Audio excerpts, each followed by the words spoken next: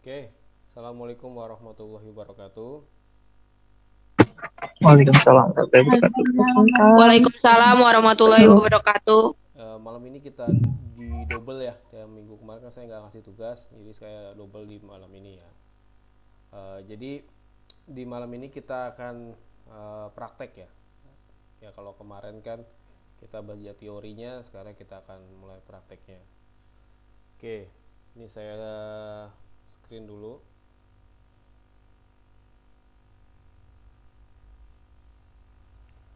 Oke, kelihatan share screennya?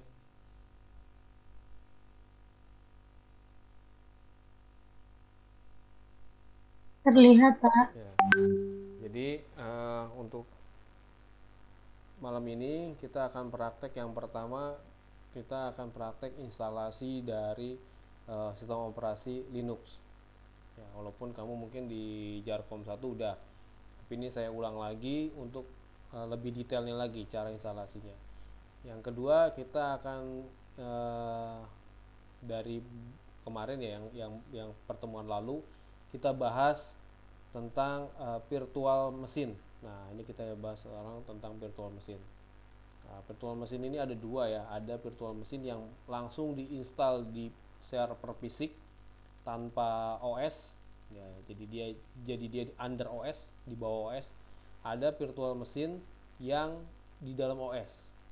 Ya, kalau yang under OS ya di bawah OS, sebelum OS itu ada virtual mesin.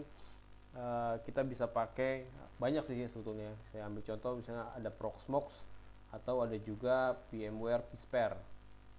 Nah, ini sedikit aja walaupun materinya kita bukan tentang virtual mesin, tentang sistem operasi lanjut, tapi sedikit aja saya informasi tentang virtual mesin. Jadi virtual mesin itu intinya kita bisa membuat eh, komputer di dalam komputer. Jadi kita bisa buat komputer di dalam komputer dengan spek yang fisik kita punya gitu. Jadi kita punya misalnya CPU-nya Core i7 dengan 4 core, RAM-nya punya 16 GB, harddisknya punya 1 tera. Nah, itu kan sebetulnya kalau dipakai hanya untuk pengguna saat yang ringan gitu overspec gitu, kita cuma pakai untuk keperluan office aja, kita hanya pakai untuk keperluan multimedia atau untuk browsing gitu, itu kan overspec. Nah, itu kita bisa manfaatkan menjadi virtual mesin. Jadi kita slashing yang harusnya tadi 4 core kita bagi buat si komputer virtual 1 core, RAM-nya tadi 16 core kita bagi 4 giga 16 giga kita bagi jadi 4 giga untuk virtual mesinnya.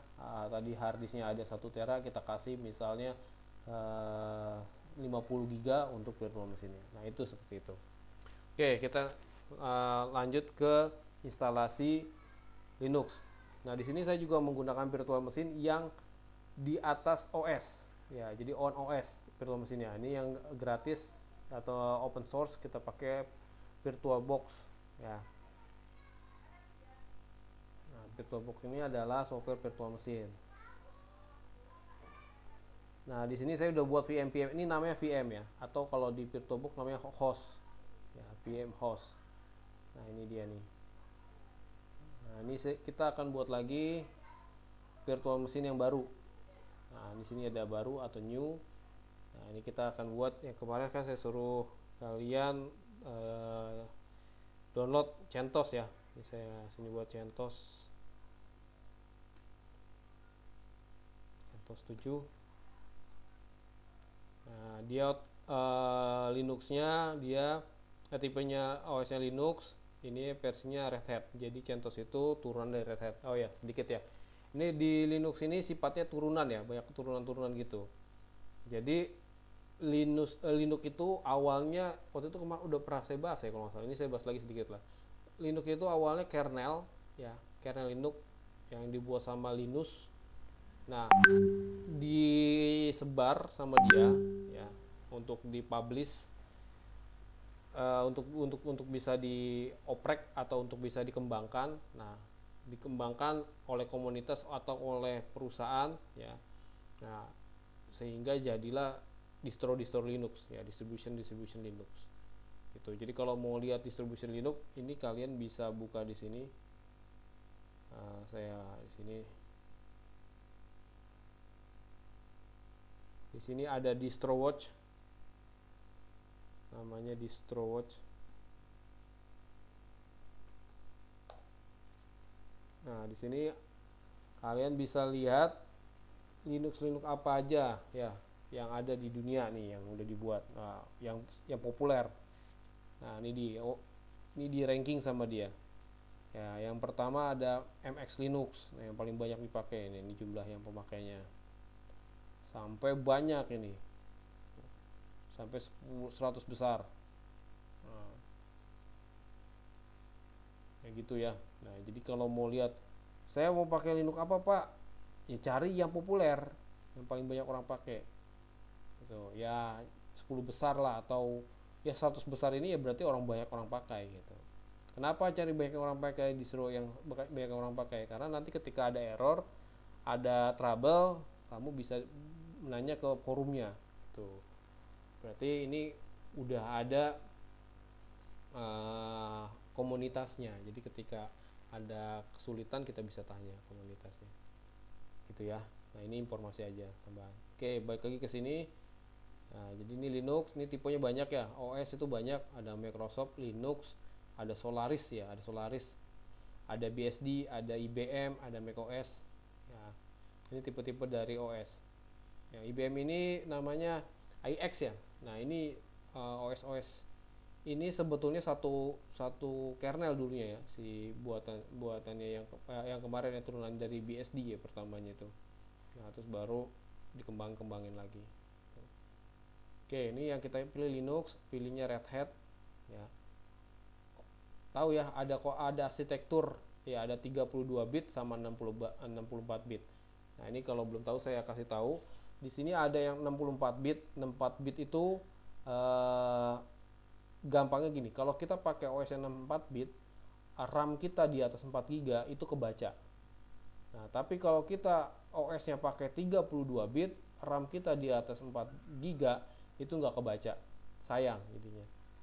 Nah, ini sebetulnya berkaitan sama si CPU-nya. CPU-nya berapa bit arsitekturnya. Jadi kalau kita mau install OS, disesuaikan sama arsitektur dari CPU kita. Ya, jadi kamu cari tahu dulu. Kalau udah Core i, udah dual core, nah itu udah pasti 64 bit. Nah, ya. Tapi kalau misalnya masih Pentium 4 misalnya, apalagi Pentium 3, nah itu bisa kemungkinan masih 32 bit. Itu. Ya, jadi disesuaikan dulu ketika kita mau menginstal OS, disesuaikan sama CPU kita.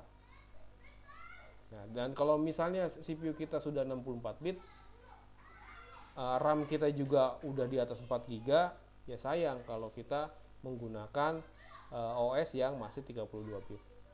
Gitu. Tapi gimana Pak efeknya kalau misalnya CPU kita masih 32 bit, sedangkan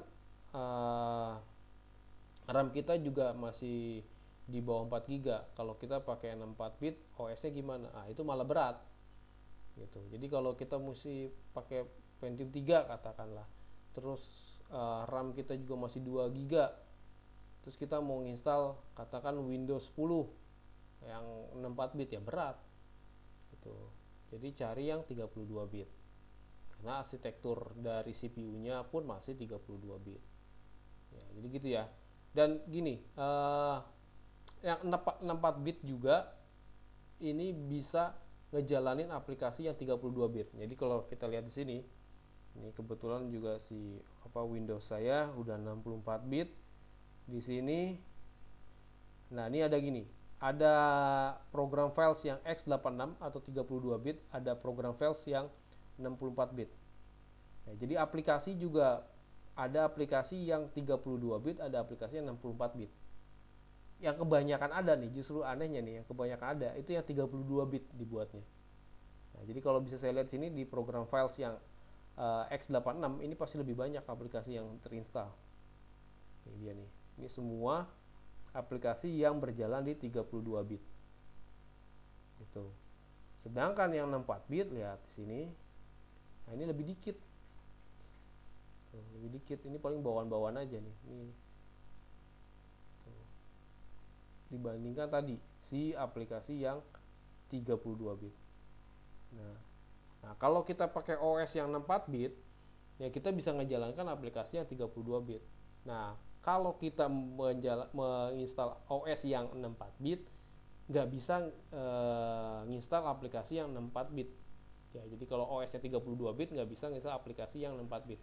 Tapi kalau 64 bit bisa menginstal aplikasi yang 32 bit. Gitu. Jadi kebalikannya. Nah, gitu ya. Jadi harus tahu juga ketika kita punya komputer apa yang harus kita install nih OS-nya, arsitektur apa, 32 apa 64 bit. Nah, ini Pak, kok saya di VirtualBox-nya nggak muncul 64 bit, ada 32 bit doang. Kenapa? Nah, ini bisa kamu aktifkan di BIOS. Nah, di BIOS itu kalau ini ya, tadi baik lagi kalau apa namanya? Komputernya udah Core 2 Duo ke atas ya, Core 2 Duo itu ada yang namanya virtualisasi. Ya, di bagian CPU nanti di enable ada mesin virtual. Ya, virtualization gitu. Pokoknya ada kata virtualization, nah itu di enable biar dia bisa muncul ini gitu 64 bitnya. Ya, tapi sekali lagi ini enggak semua komputer bisa kalau komputernya belum support virtualization itu. Ya, ini ada di mana fitur ini ada di motherboardnya. Jadi ada juga motherboard yang nggak support sama virtualization. Gitu. Kalau dicek aja dulu. Jadi kalau misalnya belum muncul ini di install VirtualBox belum muncul yang 64 bit, masuk ke BIOS, pilih bagian CPU, cari virtualization-nya di enable. Gitu. Oke? Paham ya? Sekarang kita lanjut install. Nah, ini RAM-nya ya. Jadi gini, enaknya di Linux nih sama di Windows. Bedanya, kalau di Windows itu udah pasti kita nginstal Windows udah pasti sama OS-nya. Sama GUI-nya, graphic card-nya. Nah, kalau di Linux kita bisa pilih mau pakai GUI atau enggak. Kalau pakai GUI otomatis RAM-nya harus gede. Kalau enggak pakai GUI kita bisa RAM yang minimal, yang kecil aja bisa jalan. Gitu karena enggak ada GUI-nya. Nah, sebetulnya kalau mau lebih nyaman ya, ini kita bisa kasih 2 GB, berarti 2048 gitu. Ya. Ini saya bilang ini ngambil dari RAM punya kita. RAM punya saya itu ada 16 GB. Nah, berarti saya maksimal ya ada di hijau ini gitu. Nggak boleh lebih dari hijau-hijau ini. Nah, karena dia akan berat nanti. Gitu. Jadi maksimal yang bagian hijau ini masih boleh gitu. Berarti saya masih bisa nambah sampai ya 10 GB RAM, tapi lebih dari 10 GB begini ya nggak boleh tuh. Nah, ini kalau saya kasih tadi 2048 ini masih aman. Oke, dah lanjut next. Ini kita buat hard disk sekarang ya, harusnya banyak tipenya, ada FDI, ada FHDI, ada VMDK. Nah, ini bisa kita pakai FDI. Ini tipe harddisknya aja sih, itu mau bebas mau pakai yang mana aja. Kita pakai ini VirtualBox disk image. Lanjut alokasi. Nah, ini kita kasih misalnya saya kasih sini 20 GB. Nah, ini udah buat. Nah, ini udah selesai, udah jadi. Nah, sekarang di bagian ini ya, di bagian jaringan, biar nanti si servernya connect ke internet. Ya, di sistem operasi lanjut ini kita belajar juga mengkoneksikan OS kita ke internet.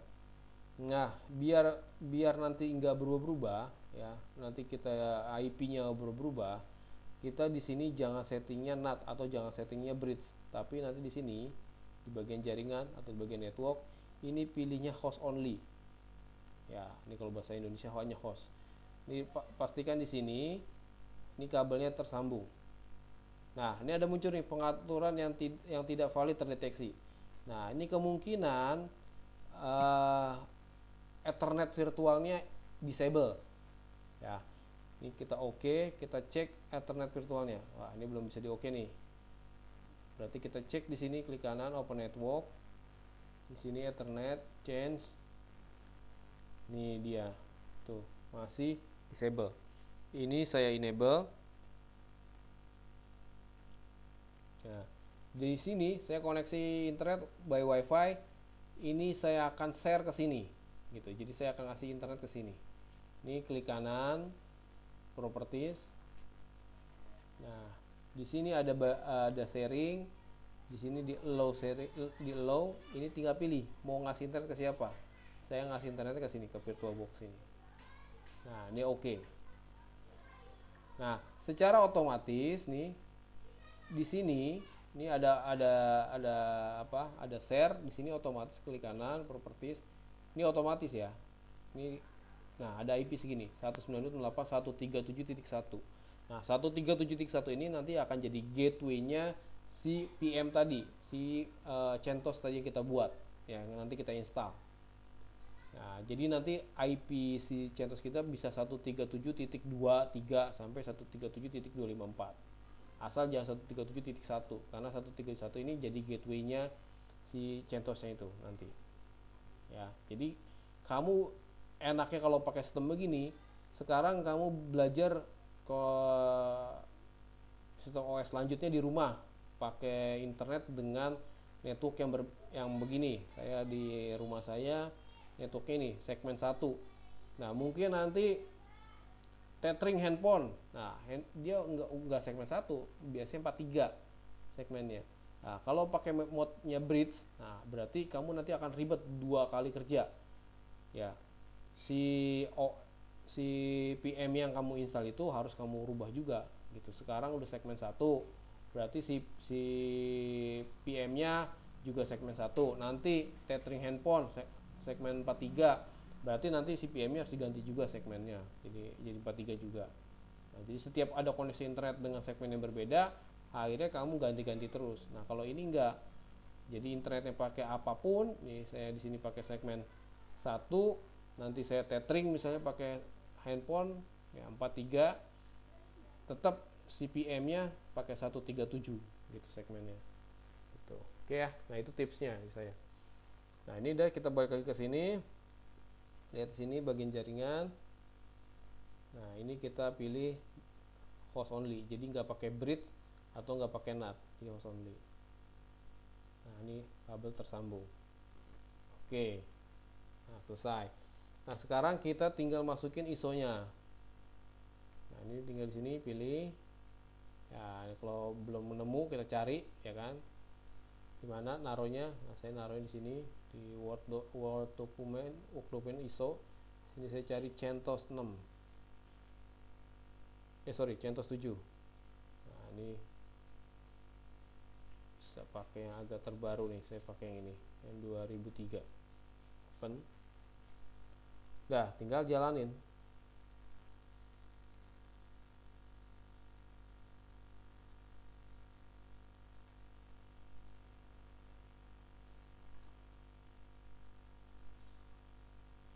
Nah, ini saya skala mode, saya gedein. Nah, ini ada ini ya, di Linux ini enak ini, kita bisa nyoba dulu CentOS-nya sebelum diinstal. Nih, kalau mau nyoba ini ya, atau kita mau langsung install bisa. Jadi enaknya Linux itu biasanya menawarkan dulu, jadi dia bisa jalan running on CD atau running on flash disk misalnya. Ya, jadi bedanya kalau kita di Windows itu, kalau kita mau nyobain ada Windows 10, baru kita harus install dulu Windows 10-nya. Nah, kalau di Linux kita bisa nyobain dulu sebelum diinstal. Jadi dia running di flash disk atau di CD. Gitu. Nah, jadi konsepnya nginstal itu gini. Ketika nginstal, kalau baik di Linux maupun di Windows ya, Windows atau Linux nanti akan mengcopy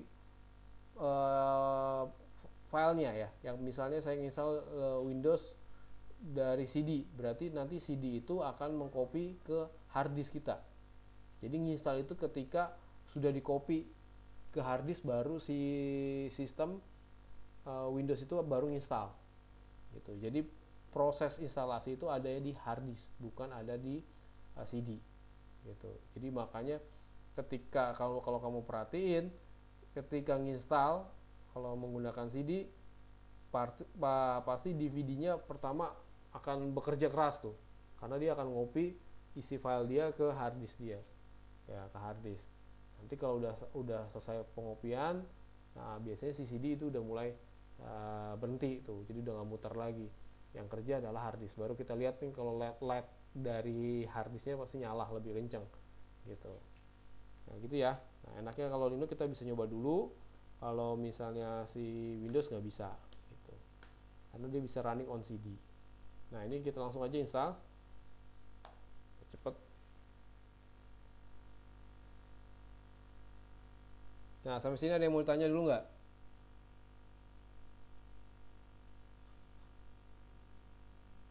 Halo? Halo Pak, Ya, Paham Pak, paham. Iya, paham Pak. ya? Pak saya mau nanya Belum Pak. ada, Pak. Ya, Halo, ya, kenapa? kalau misalnya kita pakai mode yang adapternya itu host apa tadi ya Host namanya? only. Ya host only. Nah, Berarti itu kalau misalnya di adapter laptop kita itu kita cuma setting IP sebagai gateway doang atau gimana Pak? kalau yang host only tadi ya, host only saya balik lagi ke sini, dilihat. Ini di bagian internetnya. Nah, kamu berkoneksi internetnya lewat mana? Kalau lewat WiFi, nah berarti ini si sumber internetnya di-share ke si VirtualBox-nya. Tapi kalau kamu lewat LAN card, lewat LAN, ya berarti di-share ke sini gitu. Jadi kita buat share, internet sharing. Jadi di properties, tinggal di sini sharing, tinggal pilih. Tadi kalau karena ini udah dipasang, ini nggak ada pilihan lagi. Kita pilih ke mana, ke VirtualBox gitu. Kalau ada pilihan lagi bisa pilih ke share sini, ke LAN gitu. Nah yang ini di VirtualBox ini otomatis dapat IP nih 137.1. Nah tadi 137 ini jadi gateway-nya. Nanti kita install CentOS tuh. Nah si CentOS itu nanti ada IP-nya misalnya 137.10. Nah 137.1 ini jadi gateway-nya si CentOS yang 137.10. Sehingga dia bisa connect internet si CentOS-nya. Dia bisa connect internet, dia juga bisa connect ke si Windows ini. Tuh. Ya, ada lagi. Halo, ada lagi nggak? Pak Ritla, mau nanya Pak, Ya, kalau kita menginstal sebuah OS atau apa virtual mesinnya itu mempengaruhi nggak Pak versinya Pak? gimana? Kalau kita menginstal OS atau misalkan menginstal itu di virtualnya berpengaruh nggak Pak versinya? Ya, ngaruh gini. Kalau mau nginstal virtual mesin, ya tadi ngaruhnya sama virtual mesin yang kita ini kan aplikasi ya. Aplikasinya yang 64 bit apa 32 bit. Gitu. Ini contoh. Kita bisa lihat di sini di bantuan di sini ada about. Nah, ini dia ada versi yang 32 apa versi yang 64. Oh, ini nggak kelihatan ya di situ ya. Ini kalau nggak salah saya download yang versi yang 64 bit.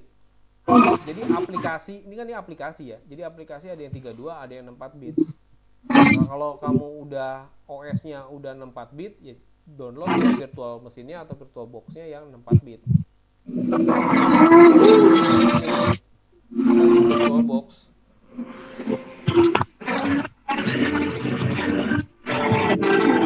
virtual box ini ada tipenya yang mau kita download. Ada yang 32, ada yang 64. Nah, ini cari yang ini. Ini dia bisa banyak nih.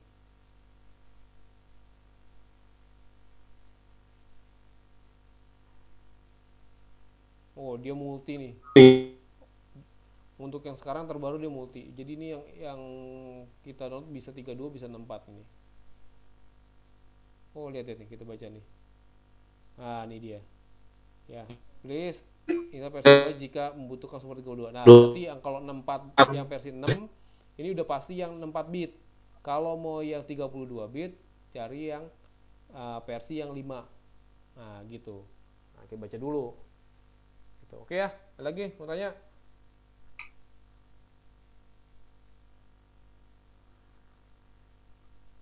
Nggak ada? Paham, Pak. Ya udah.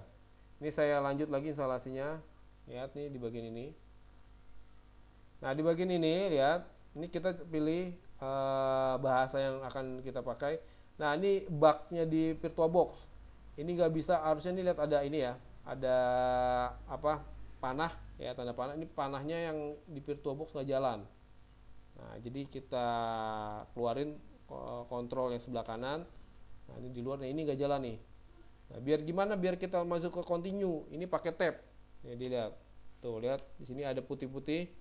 Nah, artinya ini kepilih. Jadi pakai tab. Jadi ini bug di VirtualBox nih, ada bugnya begini. Ya, saya pada versi yang terbaru yang 6 ini, tapi tetap aja begini. Ya, kalau mau bisa pakai apa?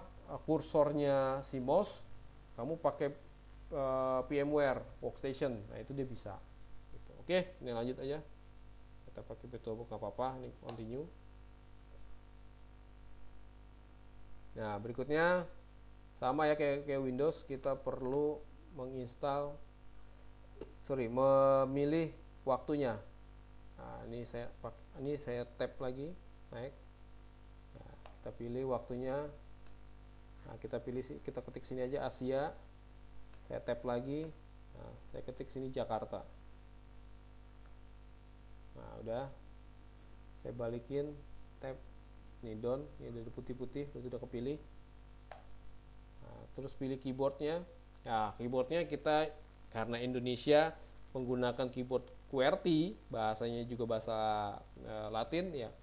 Ya, berarti English US keyboardnya. Tapi kalau kamu orang Jepang, nah berarti pilihnya bahasa yang keyboardnya yang support tulisan Jepang gitu. Oke. Nah, ini language support nggak apa-apa, Inggris saja. Ini local media source-nya. Local media itu berarti anggap tadi kita masukin CD ya, berarti dia nginstalnya melalui CD, karena ada instalasi juga bisa dari LAN ya, bisa dari server, jadi instalnya langsung sekaligus pakai LAN. Nah, biasanya lama tuh misalnya begitu. Nah, kita kan lokal atau dari CD. Nah, ini kita bisa pilih. Nah, ya di sini kita bisa pilih, di enter. Nah, ini bedanya si CentOS sama si Ubuntu ya. Kalau kamu udah pernah install Ubuntu, kalau Ubuntu itu dibagi dua, ada Ubuntu desktop sama Ubuntu server. Kalau Ubuntu desktop dia otomatis akan dapat GUI. Kalau Ubuntu server dia nggak punya GUI. Nah, kalau CentOS dia tidak diperuntukkan untuk server dan dia tidak diperuntukkan untuk desktop. Jadi kalau kita mau dia jadiin desktop, ya udah kita install GUI-nya. Nih, sini ada nih GUI-nya nih. Nah, server GUI nih juga Gnome ya, Gnome desktop. Nah, ini GUI-nya nih. Atau juga kita bisa pakai KDE. Nah, ini namanya desktop environment. Nah, desktop environment-nya bisa kita pilih Gnome atau KDE. Ya. Nah, gitu. Kalau di CentOS begitu. Jadi dia kalau mau dijadiin desktop, kita install GUI-nya atau desktop environment-nya. Kalau kita mau jadiin server, kita nggak perlu install si desktop environment-nya. Nah, ini kita akan mau jadikan server nih. Ya, jadi saya nggak perlu install GUI-nya. Jadi cukup minimal install aja. Nah, ini tambah-tambahan, di sini ada tambah-tambahan, boleh ditambah, boleh enggak nih. Ya, kalau saya mau tambah aja. Ini di tab. Nah, ini saya tambah di sini compatibility library sama development sama tools juga boleh. Oke, ya tinggal kita balikin lagi.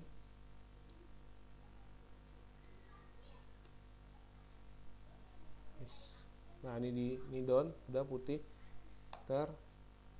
Sekarang kita buat partisinya. Nah, ini di bagian installation destination kita pilih. Nah, ini hard disk kita ya, kebaca 20 giga. Nah, hard disk di Linux kebacanya namanya SDA. Ya, SDA 0 ini karena hard disk cuma satu. Nanti kalau ada dua hard disk biasanya ada SDA 1 gitu. Jadi perangkat yang terpasang di Linux terbacanya sebuah file. Nah, filenya adalah di sini terbaca namanya SDA. Nah, terus lanjut ini di tab. Nah, pilih yang ini di panah pilih I will configure partition ya. Jadi kita akan membuat partisi secara manual gitu. Biar sebenarnya otomatis bisa aja gitu. Cuman kalau untuk amannya kita buat secara manual. Kenapa secara manual aman? Karena kalau secara manual lebih aman. Seandainya nih laptop saya nggak diinstal pakai virtual box, saya langsung install di laptopnya langsung. Nah, kalau menggunakan automatic configure partition, ini bakalan kehajar nih si Windowsnya karena di laptop saya ada Windows. Nah, kalau dengan I will configure partition, nanti saya bisa pilih mana yang space yang bukan punya Windows. Nah, jadi sebetulnya kalau kamu mau dual boot, ya dual OS dari satu laptop, kamu sisihin dulu buat Linux-nya. Jadi di sini, nih saya buka di sini misalnya, saya ada dua partisi, ada D sama C. Nah, saya pengen di sini ada Linux. Nah, berarti nih saya lihat di D saya ada berapa? Oh, masih ada free 34 giga. Wah, kecil banget nih. Kayaknya di C saya masih gede nih. Nah, di C saya masih ada 158 giga. Nah, saya bagi 50 giga lagi untuk partisi yang nanti akan diinstal Linux. Nah, itu caranya gimana? Gampang itu. Tinggal di sini ya, di manage. Nah, di sini di page manager. Ini tinggal potong di disk management. Nah, ini tinggal potong aja nih. Nah, di C tinggal shrink. Nah, ini tinggal kita shrink, tinggal pilih, tinggal kita potong dari yang tadi yang space masih ada 100 berapa giga gitu, kita kasih 50. Nah, itu nanti yang 50 giga itu kita installin Linux. Nah, kalau kita tadi menginstalnya dengan automatic configure partition, nah nanti akan kemakan si Windows kita. Jadi install Linux di rencananya kita pengen satu komputer ada dua OS, Windows dan Linux. Nah, karena kita salah dalam menginstalasi Linux-nya, akhirnya Windows-nya malah hilang gitu. Oke, jadi pilih I will configure partition. Ini kita naikin ke atas lagi jadi down. Nah, di sini enaknya di CentOS kita bisa klik here to create them automatic. Nah, ini kita bisa klik ini. Nah, enter. Nah, di Linux memang tidak ada partisi, adanya struktur direktori. Ya, struktur direktori ini tempat naruh file-file yang berkaitan sama sistem. Ya, jadi minimal kita nginstal Linux, kita buat dua direktori. Ya, direktori root ini yang lambangnya slash, ya garis miring kebalik, sama direktori swap. Gitu. Nah, di CentOS ditambahin secara otomatis ada direktori boot. Nah, direktori boot ini tempat nyimpen file-file ketika proses booting di CentOS, ya di Linux. Nah, gitu. Jadi sistemnya itu sebenarnya banyak. Di bawah root itu ada direktori dep, ada direktori tmt, ada direktori usr, ada direktori home gitu. Kita bisa buat manual satu-satu. Nah, Pak, buat apa itu? Misalnya saya buat direktori home, space-nya saya gedein. Nah, buat apa? Kamu harus tahu dulu. Intinya kamu harus belajar dulu struktur direktori. Nah, jadi di sini kamu bisa belajar di sini struktur direktori Linux. Nah, fungsinya untuk apa? Nah, di sini ada nih, ada gambarnya aja. Saya ambil gambarnya. Nah, ini harus tahu fungsi-fungsi dari struktur directory Linux. Nah, tuh ada bin, essential user command binary, ada boot, static file of the boot loader. Nah, jadi ketika kita menginstal Linux harus tahu struktur directory yang nanti akan terbentuk. Nah, semua directory ini di bawah directory root.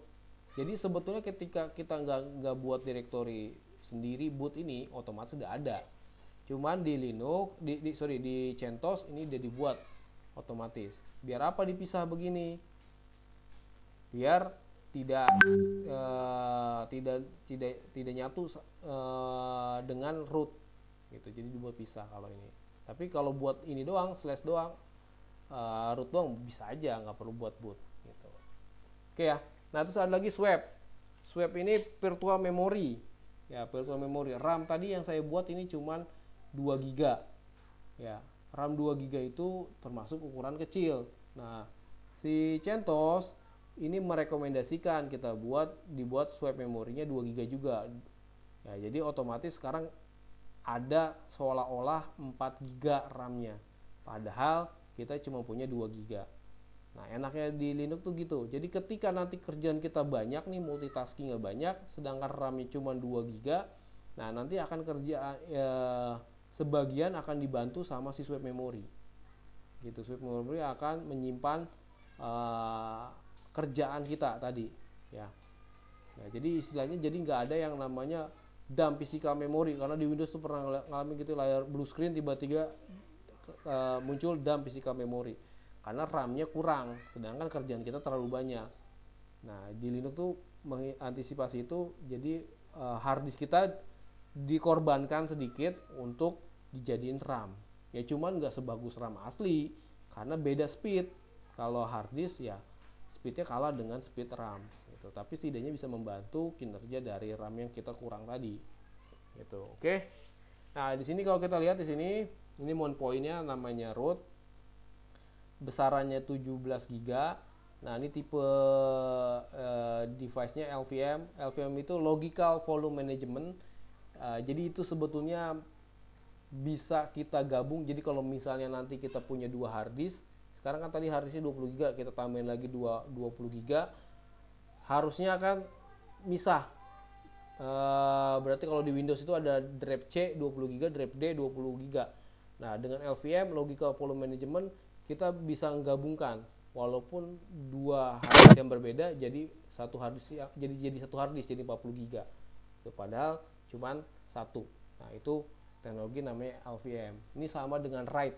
Kalau di RAID namanya RAID 0 gitu. Gabungin 2 hard disk jadi satu logical volume. Nah, itu ngomongin itu lebih banyak panjang. Oke, terus berikutnya lagi ada file system. Nah, ini file systemnya ada XFS. Nah, di CentOS atau di Linux lebih banyak file systemnya dibandingkan di Windows. Nih, kalau kita bisa di sini, ya saya sini. Nah, nih di sini, ini banyak. Ya, ada XFS, ada XFAT, ada BIOS boot, ada ya tadi ini swap, ini ya, masuknya tadi ya swap memory ya. Ada ext2, 3, 4. Nah, kalau defaultnya CentOS adalah XFS. XFS ini sama, kalau di Windows kan cuma ada NTFS dan FAT32. Nah, kalau di Linux tadi lebih banyak. Nah, enaknya kalau kita nginstal Linux di satu laptop atau satu komputer, yang satunya ada Windows, yang satu lagi ada Linux. Enaknya gini, kalau kita jalan di Linux, kita bisa baca file NTFS. Misalnya laptop saya dipakai sama saudara saya gitu. Saudara saya nginstal di Windows, dia punya file rahasia, dia punya folder rahasia, di situ udah sama dia udah diinstal di folder guard. Jadi kalau masuk folder itu masukin password. Nah, saya nggak tahu passwordnya, tapi saya masuk ke Linux. Nah, nanti saya bisa buka, misalnya naruh dia di drive D, terus saya buka foldernya itu nggak tanpa password. Itu karena nggak jalan aplikasi Windows di Linux. Dan saya bisa buka file NTFS dari Linux. Tapi ketika saya punya file rahasia gitu, atau punya folder rahasia, dia nggak bisa, karena NTFS tidak bisa baca XFS gitu. Oke ya, gitu. Kalau udah, kita tinggal langsung aja done.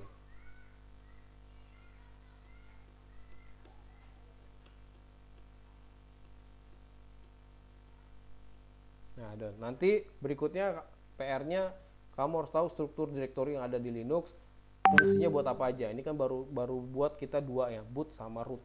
Di bawahnya root itu banyak tadi yang digambar tadi. Nah, ini banyak fungsinya. Nah, ini untuk apa? Ini sebenarnya tinggal baca aja kan. Gitu. Yang paling banyak nanti sering kita akan lakuin adalah di home sama di etc. Yang paling banyak nanti kita melakukan konfigurasi. Jadi sebelum mengoperasikan Linux harusnya tahu struktur direktorinya dulu. Ya, jadi kalau misalnya tadi saya nambah harddisk, nah saya harus ngecek di mana harddisknya udah kebaca apa belum. Nah itu harus tahu saya. Nah, itu di mana. Nah, oke, biasanya ada di sini di dep, ya di flash file. Jadi kalau saya nambah harddisk baru atau saya nyolok flash disk di Linux, nah flash disknya itu ke detect atau enggak, saya buka di sini di dep. Nah kalau dia terdeteksi sama Linux berarti ada filenya gitu, SDA berapa, namanya SDA pasti SDA 1, 2, 3 atau berapa. Nah itu fungsi dari kita tahu struktur directory. Oke, kita lanjut ini done. Nah ini konfirmasi udah yang nanti akan dibuat ya, udah nih kita jawab save. Nah udah selesai, kita tinggal begin installation. Nah di Linux kita wajib buat dua user ya. Sebenarnya satu usernya cukup sih. Ada user root namanya. Ya user root ini harus kita kasih password, atau kalau di Windows itu user administrator. Kalau bedanya kalau di Windows itu user administratornya nggak aktif. Ya kita install user administratornya malah nggak aktif. Nah kalau di Linux user administratornya harus aktif, tapi belum dikasih password. Nah kalau di Windows kita wajib buat user baru yang setara pasti ya, yang setara dengan administrator. Gitu. Pasti dia akan levelnya administrator.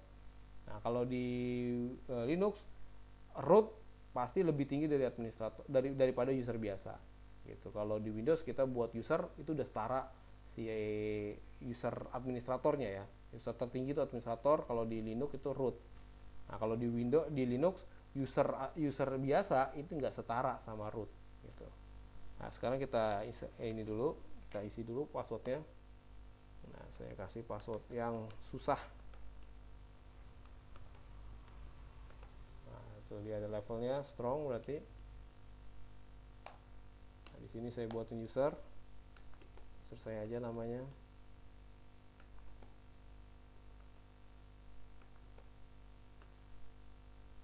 Ya, kalau ini haknya terbatas user ini, tapi root tidak terbatas.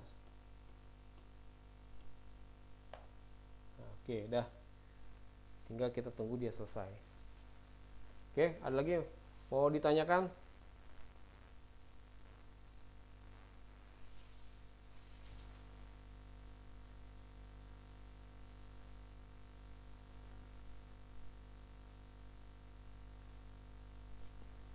Ada yang mau ditanyakan nggak? Halo? Belum, Pak. Ya. Belum, Pak. Pak. Ya, paham ya? Insya Allah. Insya Allah, Pak.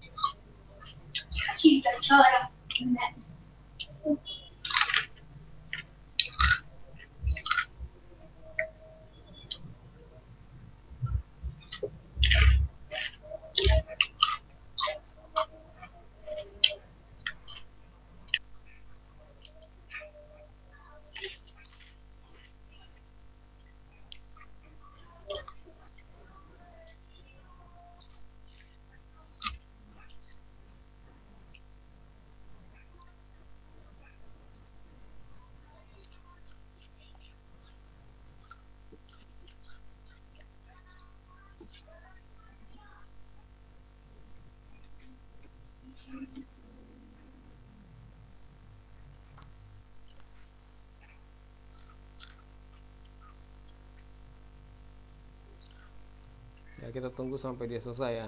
Ya lumayan lama nih. Ini tergantung dari RAM yang kita punya sama kecepatan dari harddisk kita. Karena ini VirtualBox ya agak lama. Karena ini harddisk dan RAM-nya RAM virtual. Oke, kita tunggu.